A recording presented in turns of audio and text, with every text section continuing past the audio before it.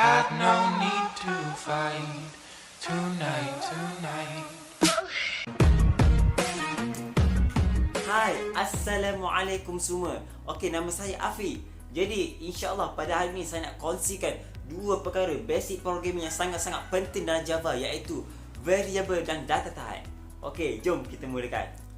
Jadi, kita akan mulakan apa jenis data yang akan ada dalam Java nanti.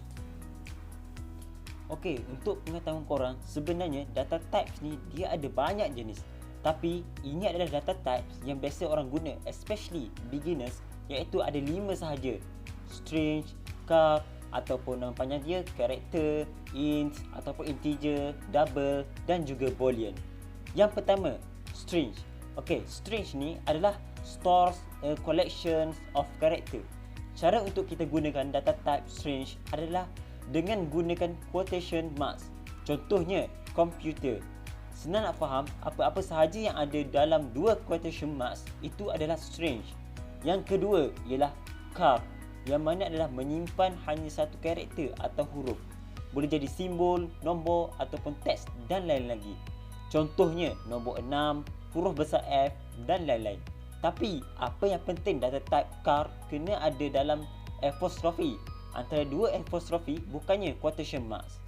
Yang ketiga int, iaitu integer, ialah nombor. Contohnya 5 ataupun 3 ataupun 6, ikutlah. Okey, yang keempat ialah double. Double ni adalah nombor yang ada titik perpuluhan. Cuma dia double daripada float. Sebab itu nama dia double. Contohnya 2.5. Dan yang kelima ialah boolean. Boolean ni dia ada dua sahaja status, iaitu true or false, betul ataupun salah. Boolean ni digunakan untuk logical operation, control flow, if dan else statement. Jadi, itulah kita punya data type. Okey, seterusnya, sekarang saya akan kongsikan apa itu variable ataupun dalam bahasa Melayunya dipanggil sebagai pemboleh ubah.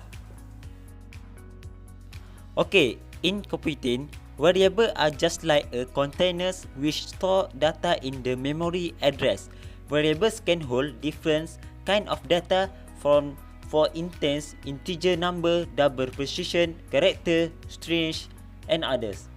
Okey, untuk mudah kita faham, kegunaan variable adalah sebagai placeholder dalam bahasa Inggeris atau dalam bahasa Melayu sebagai pemegang untuk data-data yang kita gunakan supaya dia tidak terlupa ataupun hilang dalam ingatan komputer. Variable ini digunakan untuk simpan data ketika buat programming dalam satu pemboleh ubah. Variable dalam programming, khususnya dalam Java, dia ada data type, variable name dan juga value. Okey, untuk contoh variable yang biasa kita buat, adakah kita masih ingat ketika kita belajar matematik di sekolah dulu, kita selalu jumpa y sama dengan x tambah 1 ataupun x sama dengan 2. Jadi x dan y itu adalah satu contoh untuk variable. Kiranya kalau dalam matematik untuk senang faham dikenali sebagai unknown. Saya akan bagi contoh yang mudah supaya kita sama-sama dapat fikirkanlah. Okey, contoh dia macam ni. Bayangkan saya ada satu kotak. Kotak ni saya namakan sebagai kotak simpanan duit saya. Dan saya akan pastikan dalam kotak ini hanya ada duit sahaja. Jadi data type yang ada dalam kotak ini adalah duit.